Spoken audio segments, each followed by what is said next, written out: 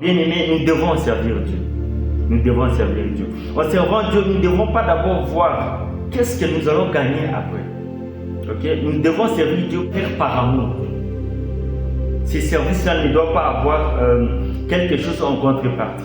Voilà le vrai service. C'est comme un père dans une famille qui demande à ses enfants d'accomplir quelque chose pour lui, qui puisse faire quelque chose pour lui.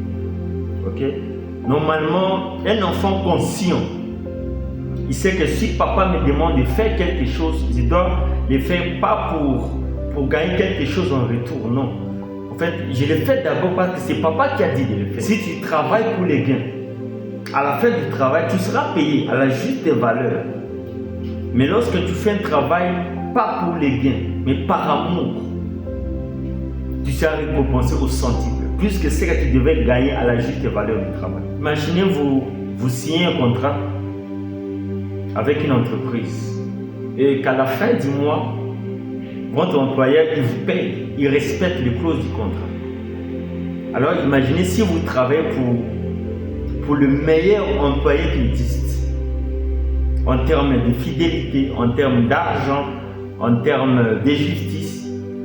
Est-ce que vous croyez que lui, il ne sera pas vous récompenser à la fin du mois? Ce que nous devons savoir, c'est que servir Dieu est une grâce. C'est une grâce. Parce que ce n'est pas donné à tout le monde de le faire. C'est réservé à certaines personnes. C'est une grâce. Moi, dans ma vie, l'une des meilleures choses qui m'est jamais arrivée, c'est d'être appelé un jour à servir Dieu dans sa maison.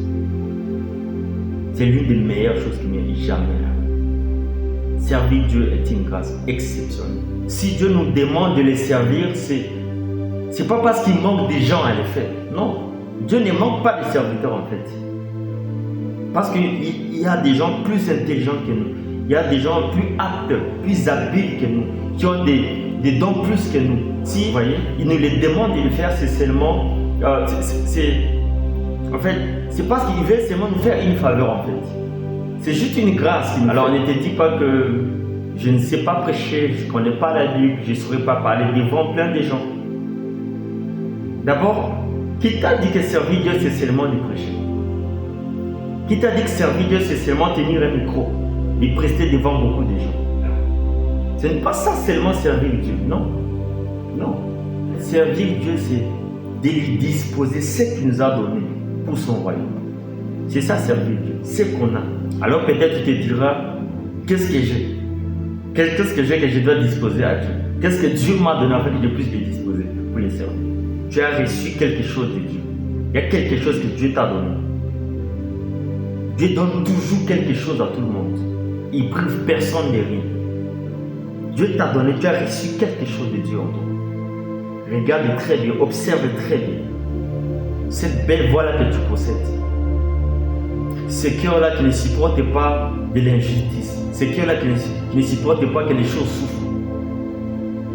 Ces dons d'orateur que tu as de bien parler. Ces dons-là que tu as de toujours bien coordonner, bien arranger les choses. Les finances-là que Dieu a disposées entre tes mains. À quoi ça sert?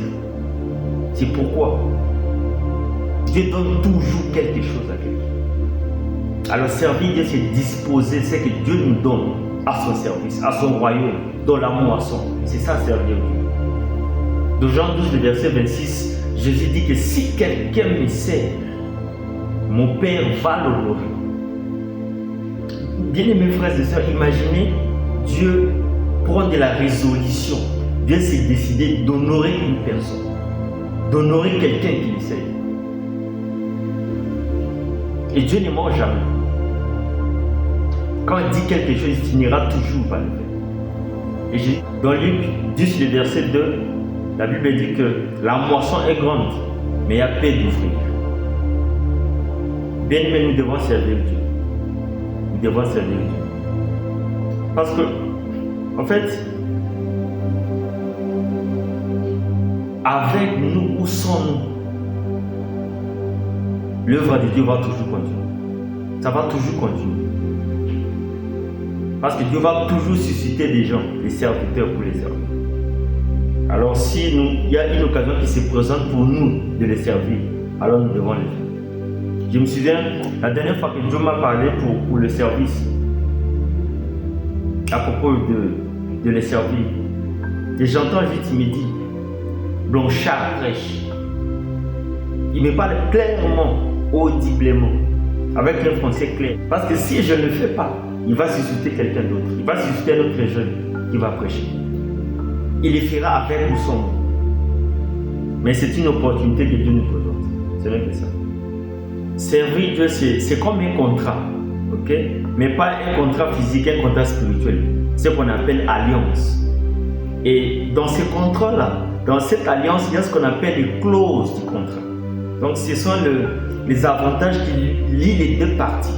Alors la loi dit que dans un contrat, s'il y a violation des clauses du contrat, il faut qu'il y ait réparation du préjudice.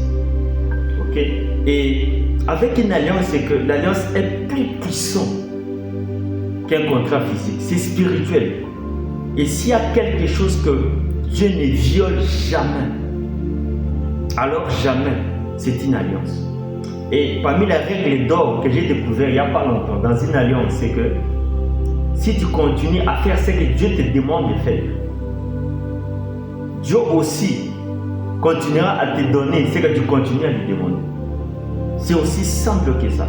J'ai réalisé quelque chose dans ma vie, c'est que à chaque fois que je me retrouve coincé, à chaque fois que j'ai des problèmes, à chaque fois que je me retrouve devant l'adversité, devant des injustices, devant des problèmes où je dois prier pour quelqu'un qui a des problèmes, qui est malade et que j'arrive pas à trouver une solution, j'ai toujours rappelé à Dieu son alliance. Toujours, toujours. J'ai toujours dit, Père, souviens-toi de moi, je suis ton serviteur. Agis. Et souvent, j'aime les mots serviteur en lingala. En lingala, on dit Moumbu Nanzam. Si on les traduit littéralement, c'est pour dire un esclave de Dieu. C'est ce que j'ai toujours prié. Seigneur, je suis ton esclave. Je suis ton serviteur. Alors agis. Et il y a toujours une brèche que Dieu crée. Parce que Dieu n'oublie jamais son alliance. Il n'oublie jamais. Dans Exode 6, le verset 5, Dieu dit que j'ai entendu les gémissements des enfants d'Israël dans la servitude en Égypte.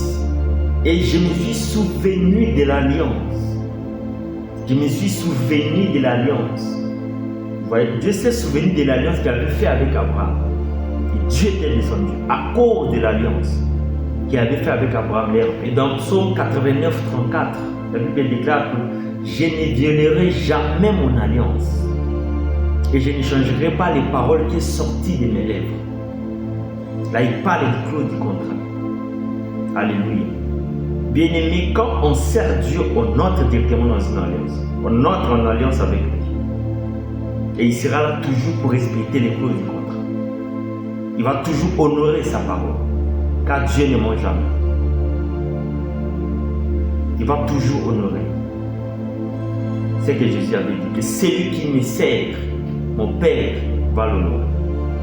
Dieu va toujours honorer ses œuvres. Lorsqu'on sert Dieu, on n'est pas les seuls bénéficiaires de ces choses-là. Même nos descendants, ils seront toujours bénéficiaires de ces choses. Dieu avait fait une alliance avec David, son serviteur, la personne qui l'aimait. Et après, Salomon, juste à la fin de son règne, s'est détourné de l'Éternel. Son fils Roboam, ainsi de suite, tous ces gens, ils se sont détournés de l'Éternel. Mais à cause de ce que Dieu avait dit à son serviteur David, en disant qu'il ne manquera jamais un descendant sur ton trône, il y en aura toujours. Même si ces descendants-là, ils allaient de gauche à droite, ils se détournaient de l'Éternel. Mais comme Dieu avait promis à son serviteur David, il les maintenait toujours sur le trône. À cause de David, son serviteur, des générations et des générations. Même Jésus, le roi des rois, c'était toujours dans cette même lignée de David. Parce qu'il y avait une promesse que Dieu avait parlé avec son serviteur. Il y avait une alliance qui a été conclue, servant l'Éternel Dieu. Sers Dieu avec ce que tu es. Sers Dieu. Parce que lorsqu'on sert Dieu, les jours où on sera au bout du tunnel, les jours où on sera coincé, les jours où on aura besoin d'aide, Dieu ne manquera pas à nous aider. Il sera toujours là pour nous. Il sera toujours là. Jésus t'aime et aujourd'hui il t'appelle. Il t'a toujours parlé de ces choses. Ses envoyés t'ont toujours parlé de ça, que tu dois le servir. Et une fois de plus, il vient encore te rappeler aujourd'hui que tu puisses le servir.